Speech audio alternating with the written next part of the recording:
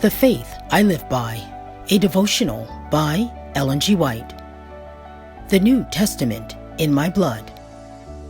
Likewise also the cup after supper, saying, This cup is the New Testament in my blood, which is shed for you. Luke 22, verse 20.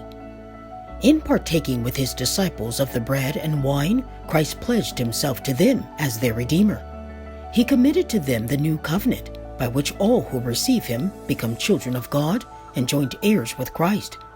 By this covenant, every blessing that heaven could bestow for this life and for the life to come was theirs. This covenant deed was to be ratified with the blood of Christ.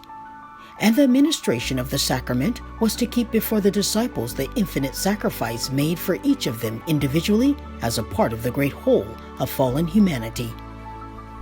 But the communion service was not to be a season of sorrowing. This was not its purpose. As the Lord's disciples gather about his table, they are not to remember and lament their shortcomings. They are not to dwell upon their past religious experience, whether that experience has been elevating or depressing. They are not to recall the differences between them and their brethren. The preparatory service has embraced all this: the self-examination, the confession of sin, the reconciling of differences has all been done. Now they come to meet with Christ. They are not to stand in the shadow of the cross, but in his saving light. They are to open the soul to the bright beams of the Sun of Righteousness. With hearts cleansed by Christ's most precious blood and full consciousness of his presence, although unseen, they are to hear his words.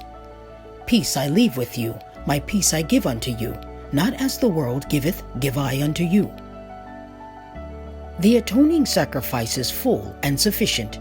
It is the new covenant sealed with his blood, which was shed for many for the remission of sins. This Christ declared at the Last Supper. In this cup there is to those who drink in faith, peacemaking, soul-cleansing efficacy. It is the balm of Gilead, which God has provided to restore health and soundness to the sin-stricken soul.